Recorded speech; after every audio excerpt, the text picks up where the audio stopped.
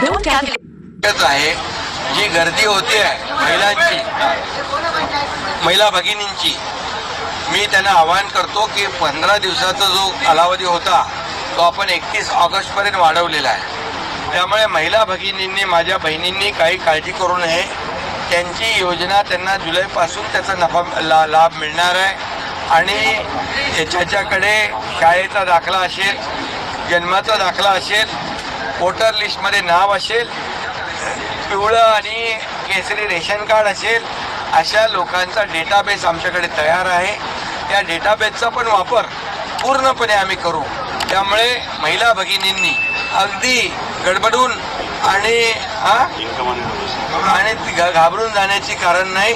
हे जे काही डोमिसाईल सर्टिफिकेट जे मागतो आपण, ते पण जे आता हे 4 जर त्यांनी दाखले दिले त्यापैकी एक, तर तोही ग्राह्य धरला जाईल. आणि जे ऑलरेडी BPLचा फायदा घेत आहेत त्यांना आम्ही या योजनेमध्ये पहिल्यांदा त्यांना आम्ही त्यांच्या खात्यामध्ये पैसे जमा करू. महाराष्ट्रात ठिकाणी पाणी टंचाई आहे. राज्यात सरकारतर्फे कशा पद्धतीने नियोजन केलं जाणार आहे? मुंबईत देखील पाण्याचा प्रश्न आहे. त्याचा आढावा मी घेतला आहे. जिथं पाऊस कमी आहे तिथं टँकरने पाणी पुरवठा आहे, चाऱ्याचा पुरवठा आहे. जिथे या ठिकाणी जास्त पाऊस झाला आहे, जिथं नुकसान झालं आहे, त्याचे पंचनामे चालू आहेत. मुंबईच्या महापालिका आयुक्तांनी सांगितलेलं आहे, त्याबाबत पाण्याच्या बाबत त्यांनी खुलासा केलेला आहे. त्यामुळे सर्व एकंदरीत आढावा आम्ही घेतो.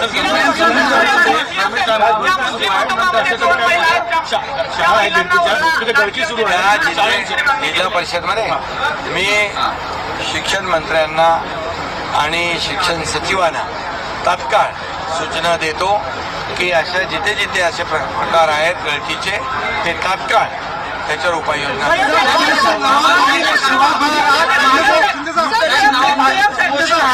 मागे मृत चिमणी मेलेला साप पोषण आहारात मिळाले. लाडकी बहीण योजनेचे फॉर्म अर्थात अर्ज आता अंगणवाडीमध्ये सुद्धा उपलब्ध झालेले आहेत. आपण त्या ठिकाणी जाऊन अंगणवाडी सेविकेकडून, अंगणवाडी ताईंकडून अशा प्रकारे हा फॉर्म घेऊन या आणि हा फॉर्म भरून आपण तो अंगणवाडी सेविकेकडे जमा करायचा आहे आणि आपल्याला महिन्याला 1500 रुपये त्या ठिकाणी जमा होऊ लागतील. तर हे हा फॉर्म नक्की कसा भरायचा हे आपल्याला जाणून घ्यायचं आहे. जर तुम्हाला ऑनलाईन हा अर्ज करता येत असेल, नारी शक्ती दूत ॲप सुरू झालेला आहे, तर त्यावर सुद्धा तुम्ही भरू शकता. त्यावर जर तुम्हाला भरता येत नसेल तर हा एक बेस्ट पर्याय आहे की अशा प्रकारे हा फॉर्म तुम्ही घेऊन या. याच्यासोबत आपल्याला हमीपत्रसुद्धा ते देतात. हे हमीपत्र आहे, अर्जदाराचं हमीपत्र. तर हे आपण घेऊन या आणि हे सुद्धा आपल्याला त्या ठिकाणी जमा करावं लागतं. तर अतिशय साधी सोपी प्रोसेस आहे. हा फॉर्म नक्की कसा भरायचा आपण एक एक गोष्ट या ठिकाणी समजून घेऊया. वरती लिहिलंय मुख्यमंत्री माझी लाडकी बहीण योजना अर्ज. महिलेचं संपूर्ण नाव, आता तुम्ही महिलेचं लग्नापूर्वीचं नाव, तर तुमचं लग्नापूर्वीचं नाव तुम्ही लिहायचं आहे, माहेरचं. महिलेचं लग्नानंतरचं नाव, विवाहित असल्यास जर तुमचं लग्न झालं आहे तर लग्नानंतरचं नाव म्हणजे नवऱ्याकडचं नाव इथं लिहायचं आहे. म्हणजे हे नाव माहेरचं, हे नाव सासरचं. खाली बघा जन्म दिनांक, तर तुमची जी काही जन्मतारीख आहे, डेट ऑफ बर्थ, ती लिहायची. अर्जदाराचा संपूर्ण पत्ता, तुमच्या आधार कार्डच्या बॅकसाईडला पाठीमागे जो पत्ता आहे तो तुम्ही इथं लिहा. त्यांचं ग्रामपंचायत, नगरपंचायत, नगरपालिका, तर तुमचं गाव असेल तर गावाचं नाव लिहा, नगरपंचायत असेल शहरात तुम्ही राहता ते लिहा आणि इथं पिनकोड आपण लिहायचा आहे. हा झाला पत्ता. त्यांचं जन्माचं ठिकाण, तर तुमच्या जन्मदाखल्यावर जे आहे किंवा तुमचा जन्म जिथं झाला आहे तर ते आपण इथं लिहायचं आहे की कोणत्या गावात किंवा शहरात जन्म झाला, तालुका, जिल्हा, राज्य कोणतं होतं. ठीक आहे, हे जन्माचं ठिकाण. त्यानंतर मोबाईल क्रमांक, हा मोबाईल क्रमांक अगदी व्यवस्थित द्या कारण याच्यावरती तुम्हाला OTP वगैरे येत असतो, तर तो मोबाईल नंबर द्यायचा आहे. आधार क्रमांक आधार कार्डवर व्यवस्थित बघा आणि तो त्याचं लिहा. महिलेचा जन्म परराज्यातील असल्यास पतीचं जन्म ठिकाण. जर तुमचा जन्म दुसऱ्या राज्यातला आहे, महाराष्ट्र सोडून, जसं की गुजरात किंवा बाकीचे राज्य, कर्नाटक, मध्य प्रदेश, तर तुम्ही तुमच्या पतीचं जन्माचं ठिकाण द्यायचं आहे की तुमच्या पतीचा जन्म कुठं झाला आहे, मग कोणत्या गावात, तालुका, जिल्हा आणि राज्य महाराष्ट्र. शासनाच्या इतर विभागामार्फत राबवण्यात येणाऱ्या आर्थिक योजनेचा लाभ तुम्ही घेत आहात का. आता शासनाच्या बऱ्याचशा इतर योजना आहेत, जर त्याच्यापैकी कुठून तुम्हाला पैसे येत असतील तर हो लिहा, कोणतेच पैसे मिळत नाही तर नाही लिहा. आणि जर मिळत असतील, जर तुम्ही होय केलं तर दरमहा तुम्हाला किती रुपये मिळतात ते तुम्हाला इथं लिहायचं आहे. नंतर 9वा मुद्दा आहे वैवाहिक स्थिती.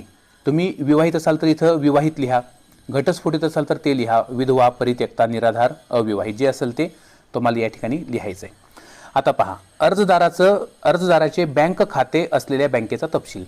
आता इथं तुम्ही व्यवस्थित हे 4 मुद्दे लिहा बरं का. जसं की तुमचं बँक खातं, त्या बँकेचं पूर्ण नाव, जसं की स्टेट बँक ऑफ इंडिया आणि काय तुमची शाखा असेल तर त्या शाखेचं नाव पुढं. बँक खातेधारकाचं नाव म्हणजे तुमचं नाव इथे येणार आहे. बँकेचा खाते क्रमांक इथं लिहायचा आहे आणि IFSC कोड, तो शाखेचा नंबर असतो IFSC कोड, तो तुम्हाला पासबुकवर मिळून जाईल. झालं. आता 11वा मुद्दा, आपला आधार क्रमांक बँक खात्याला जोडला आहे काय? तुम्ही होय असं लिहायचं आहे कंपल्सरी, कारण जर जोडलेला नसेल तर ते पैसे खात्यावर जमा होत नाहीत. जर तुमचं जोडलेलं नसेल तर ते जोडून घ्या, आधार लिंक करून घ्या खात्याला. 12वा मुद्दा आहे की नारी शक्ती प्रकार कोणता? आता याच्यामध्ये काय असतं की सामान्य महिला, अंगणवाडी सेविका, अंगणवाडी मदतनीस, पर्यवेक्षिका, ग्रामसेवक, वॉर्ड अधिकारी आणि सेतू सुविधा केंद्र. तर तुम्ही हा फॉर्म, हा जो अर्ज आहे तो नेमकं कुणाकडे भरणार आहात? आता बऱ्याचदा काय होतं की तुम्ही सेतूमध्ये जर गेलात, सेतू ऑफिसमध्ये किंवा सेतू सुविधा केंद्रात जर गेलात तर त्या ठिकाणी सुद्धा तुम्हाला हा फॉर्म देतील.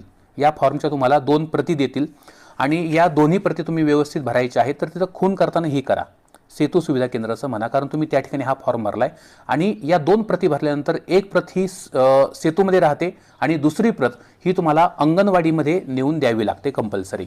तर हे लक्षात ठेवा. जर तुम्ही थेट अंगणवाडी सेविकेकडे जर हा फॉर्म भरताय तर तुम्ही अंगणवाडी सेविका करायचं आहे. जर तुम्ही स्वतः हा फॉर्म भरताय तर सामान्य महिला किंवा तुम्ही गृहिणी करू शकता. ग्रामसेवकांकडे पण भरू शकता, वॉर्ड अधिकारी असतात शहरात तिथं भरू शकता, अंगणवाडी मदतनीस असतात बऱ्याच ठिकाणी, सेविकेसोबत मदतनीस किंवा अंगणवाडीच्या पर्यवेक्षिका असतात. तर तुम्ही ज्यांच्याकडे हा फॉर्म भरताय तर ते तुम्ही त्या ठिकाणी नमूद करायचे.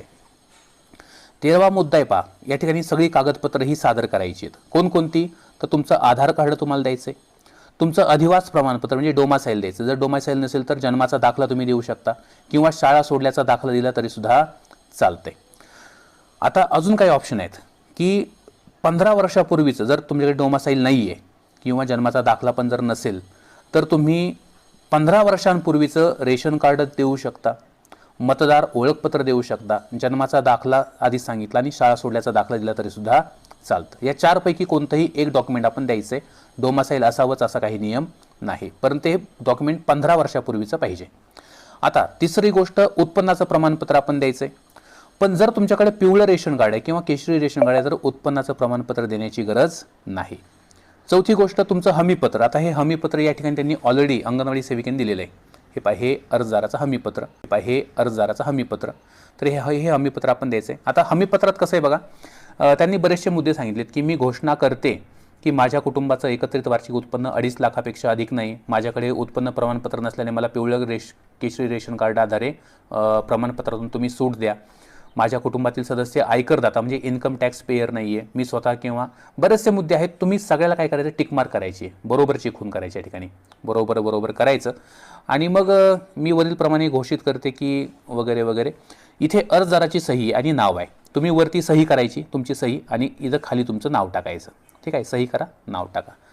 चला, आणि या ठिकाणी स्थळ आहे तर तुमच्या गावाचं नाव टाका, दिनांक, तारीख आजची टाका, बस. आणि हे हमीपत्र याच्या खाली तुम्हाला ही पावती मिळते, ही पावती तुम्ही जपून ठेवायची. तर या ठिकाणी करायचं आहे, याचा लोगो पहा, मुख्यमंत्री जनकल्याण कक्ष महाराष्ट्र. हे ऍप्लिकेशन इन्स्टॉल करा, त्यानंतर हे ऍप्लिकेशन ओपन करा. ओपन केल्यानंतर अशा पद्धतीने इंटरफेस तुम्हाला दिसेल. त्यानंतर तुम्हाला खाली डाव्या साईडला स्किपचा ऑप्शन दिसेल. या स्किप ऑप्शनवरती क्लिक करा. स्किप केल्यानंतर इथे तुम्हाला मोबाईल नंबर विचारला जाईल, तर तुम्ही कोणाचाही मोबाईल नंबर टाकू शकता, काही प्रॉब्लेम नाही.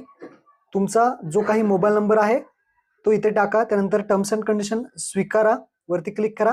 मोबाईल नंबर कोणाचाही टाका, लॉग इन बटनावरती क्लिक करा. त्यानंतर OTP येईल, जो मोबाईल नंबर टाकलाय तो OTP इथे टाकून व्हेरीफाय OTP वरती क्लिक करा. व्हेरीफाय केल्यानंतर इथे परमिशन द्या, अलाव करा. त्यानंतर तुम्हाला एक पॉपअप विंडो येईल, यामध्ये आपली माहिती भरण्यासाठी इथे क्लिक करा ऑप्शन दिसेल. तर प्रोफाईल अपूर्ण आहे तर इथे क्लिक करा.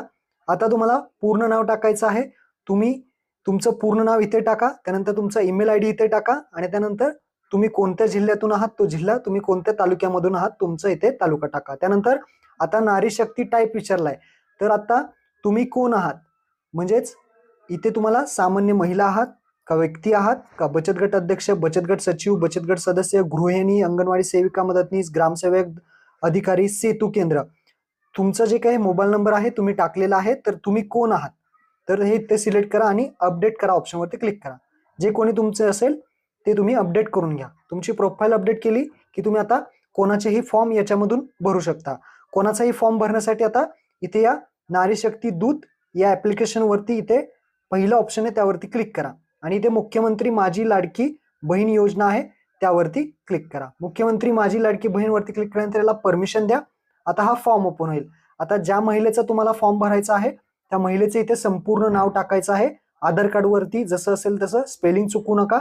त्यानंतर पतीचे किंवा वडिलांचे नाव, ज्या व्यक्तीचं लग्न झालं असेल तर त्या पतीचं नाव टाका. ज्या व्यक्तीचं लग्न नसेल झालं त्या महिलेचं इथे किंवा मुलीचं नाव टाका. त्यानंतर मुलीची किंवा महिलेची जी काही जन्मतारीख असेल ती जन्मतारीख इथे सिलेक्ट करा. जन्मतारीख सिलेक्ट करून खाली ओके बटनावरती क्लिक करा. तुमचं किती वय आहे किंवा त्या महिलेचं किती वय आहे ते दाखवलं जाईल. त्यानंतर आता अर्जदाराचा पत्ता आणि माहिती, आता जन्म ठिकाण विचारलंय तर इथे जन्म जिथे झाला असेल त्या महिलेचा किंवा मुलीचा ते जन्म ठिकाण म्हणजेच जिल्हा सिलेक्ट करा. त्यानंतर तालुका विचारलाय, इथे भरपूर जण चुका करत आहेत. तर जन्माचे ठिकाणच विचारलंय तर जन्माचा जिल्हा, त्यानंतर जन्म ठिकाणी जिथे झालाय तो तालुका आणि जन्म जिथे झालाय त्या गावाचं नाव इथे टाकायचं आहे. ही गोष्ट लक्षात ठेवा. त्यानंतर ग्रामपंचायत, नगरपंचायत, नगरपालिका, महानगरपालिका जे काही तुमचं असेल ते इथे टाका. जिथे जन्म झालेला आहे तिथलीच माहिती टाकायची आहे. त्यानंतर पिनकोड टाका, पिनकोड सुद्धा. आता पत्ता टाकायचा आहे. पत्ता भरपूर जण विचारतात कोणता टाकायचा. आता जो पत्ता आहे तुमचा आधार कार्ड वरती असेल जिथं आता तुम्ही राहता तो पूर्णपणे पत्ता टाका. त्यानंतर मोबाईल क्रमांक टाका. मोबाईल नंबर टाकल्यानंतर आधार नंबर टाकून घ्या. व्यवस्थित आधार नंबर टाका. आधार नंबर वरती सगळे. त्यानंतर इतर ज्या काही योजना आहेत त्याचे तुम्हाला पैसे मिळत आहेत का तर होय बटनावरती तुम्ही क्लिक करू शकता. जर तुम्हाला पैसे भेटत असतील ते किती पैसे भेटतात ते तुम्ही टाकू शकता. कोणतेही पैसे तुम्हाला योजनेचे कुठलेही भेटत नसेल तर डायरेक्टली नाही करायचं. त्यानंतर खाली येईल. खाली आल्यानंतर वैवाहिक स्थिती विचारली आहे. अविवाहित महिला आहे का, विवाहित महिला आहे का, विधवा आहे का, परित्यक्ता आहे, निराधार आहे, घटस्फोटित आहे. आपल्या सगळ्यांनाच वाटतं ना की आपल्या आई वडिलांनी खुश राहावं, पण एप्रिल 30, 2018 मध्ये परित्यक्ता आहे, निराधार आहे, घटस्फोटित आहे.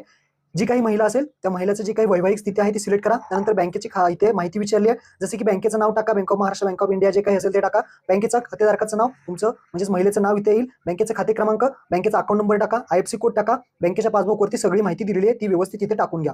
त्यानंतर खाली तुम्हाला विचारलं जाईल की तुमचं जे काही आधार क्रमांक आहे, आधार नंबर आहे तो बँकेला लिंक आहे का तर बँकेला लिंक आहे तर होय ऑप्शनवरती क्लिक करायचं आहे. त्यानंतर आता आपल्याला कागदपत्र, डॉक्युमेंट्स अपलोड करायचे आहेत. कोणकोणती कागदपत्रे अपलोड करायची आहेत ते व्यवस्थित सांगतो. नीट व्हिडिओ का पहा. भरपूर जण इथे चुका करत आहेत. तर पहिलं आहे आधार कार्ड. आधार कार्ड इथे अपलोड करायचं आहे. आधार कार्ड जे तुमचं आत्ता नाव आहे तेच आधार कार्ड तुम्हाला अपलोड करायचं आहे. त्यानंतर अधिवास किंवा जन्म प्रमाणपत्र, इथे तुम्ही 4 कागदपत्र देऊ शकता. डोमासाईल सर्टिफिकेट अपलोड करा. डोमासाईल सर्टिफिकेट नसेल तर तुम्ही बर्थ सर्टिफिकेट जन्माचं प्रमाणपत्र, किंवा जन्माचं प्रमाणपत्र नसेल तर तुम्ही शाळा सोडल्याचा दाखला किंवा मतदान कार्ड किंवा रेशन कार्ड, पण ते 15 वर्षाचं पूर्वीच असलं पाहिजे तरच तुम्ही इथे अपलोड करा. त्यानंतर उत्पन्न प्रमाणपत्र. उत्पन्न प्रमाणपत्र जर तुमच्याकडे नसेल म्हणजे इन्कम सर्टिफिकेट नसेल तर तुम्ही केसरी रेशन कार्ड किंवा पिवळे रेशन कार्ड सुद्धा अपलोड करू शकता. ज्यांच्याकडे केसरी किंवा पिवळे रेशन कार्ड नसेल त्यांना उत्पन्नाचा दाखलाच इथे अपलोड करावा लागेल. त्यानंतर अर्जदाराचे हमीपत्र. हमीपत्राची जी काही लिंक आहे, PDF फाईल तुम्हाला डिस्क्रिप्शनमध्ये दिली आहे. ती PDF फाईल जी आहे तुम्हाला प्रिंट करून घ्यायची आहे आणि त्याच्यावरती सही करायची आहे आणि त्याचा फोटो तुम्हाला या हमीपत्रामध्ये अपलोड करायचा आहे. त्याची सुद्धा फाईल डिस्क्रिप्शनमध्ये दिलेली आहे. त्यानंतर बँकेचं पासबुक. बँकेचं पासबुक मॅन्डेटरी नाही आहे. अपलोड केलं नाही तरी चालेल. करायचं असेल तर करू शकता. अशा पद्धतीने हे डॉक्युमेंट अपलोड करायचे. एक डॉक्युमेंट्स तुम्हाला अपलोड करून दाखवतो आणि दोन्ही साईड, आधार कार्डची दोन्ही साईड, रेशन कार्ड अपलोड करायचं असेल दोन्ही साईड, मतदान कार्डची दोन्ही साईड अपलोड करावी लागेल. त्याची जी लिंक आहे मी तुम्हाला डिस्क्रिप्शनमध्ये देतो. ते दोन्ही फोटो जर एका फोटोमध्ये कन्वर्ट करायचं असेल तर त्याची सुद्धा लिंक तुम्हाला डिस्क्रिप्शनमध्ये दिलेली आहे. तर आधार कार्ड मी सिलेक्ट केलं. आधार कार्ड मी दोन्ही साईडनं अपलोड केलेलं आहे. त्यानंतर जन्म प्रमाणपत्र. तिथे तुम्ही काही 4 डॉक्युमेंट्स कोणतेही देऊ शकता. तर मी इथे देतोय आता शाळा सोडल्याचा दाखला मी अपलोड केलेला आहे. 4 पैकी 15 वर्षापूर्वीचा एक पुरावा द्या. त्यानंतर उत्पन्न प्रमाणपत्रामध्ये तुम्ही काय देऊ शकता, इन्कम सर्टिफिकेट देऊ शकता किंवा तुम्ही पिवळे किंवा केसरी रेशन कार्डचा एक फोटो तुम्ही अपलोड करायचा आहे. त्यानंतर अर्जदाराचं हमीपत्र. हमीपत्राची लिंक तुम्हाला PDFची दिलेली आहे. त्यानंतर बँकेचं पासबुक. अशा पद्धतीने हे कागदपत्र तुम्हाला एकदम व्यवस्थित अपलोड करायचे आहेत. असे फ्रंट साईड, बॅक साईड दोन्हीचे दिले. त्यानंतर अर्जदारा फोटोवरती क्लिक करा आणि लाईव्ह फोटो घ्यायचा आहे. कोणी पासपोर्ट साईजचा फोटो अपलोड करू नका कारण ही KYCचा ऑप्शन आहे. KYC ही लाईव्ह कधी पण होत असते. त्यानंतर ऍक्सेप्ट हमीपत्र डिस्क्लेमरवरती क्लिक करून जतन करावरती क्लिक करा. लाईव्ह फोटो आपण टाकलेला आहे, माहिती जतन केलेली आहे आणि इथे पाहू शकता जतन केल्यानंतर तुम्ही जी काही माहिती भरली आहे सगळी दाखवली जाईल. कागदपत्र कोणते अपलोड केले आहेत सगळे दाखवले जाईल. एकदा सगळी चेक करा, काही चुका करू नका. तुमची जी काही माहिती असेल, बँकेची माहिती असेल, डॉक्युमेंट्स बरोबर अपलोड केले का ते चेक करा आणि खाली फॉर्म सबमिट करा हा ऑप्शन दिसेल. आता जे काही कागदपत्र तुम्ही इथे अपलोड केलेले आहेत तर काय काय अपलोड केलेले आहेत ते एकदा पाहून घ्या. रेशन कार्ड असेल, तसेच तुमचं मतदान कार्ड असेल ते तुम्ही अपलोड केलं असेल त्याची दोन्ही साईड अपलोड करा. पुन्हा एकदा सांगतो आणि त्यानंतर फॉर्म सबमिट करा ऑप्शनवरती क्लिक करा. सगळा फॉर्म सबमिट झाल्यानंतर तुमच्या मोबाईलवरती एक OTP येईल. OTP इथे टाकायचा आहे आणि व्हेरीफाय OTP वरती क्लिक करायचा आहे. तर आपण इथे OTP टाकून घेऊयात. OTP टाकल्यानंतर व्हेरीफाय करा. व्हेरीफाय झालेला आहे.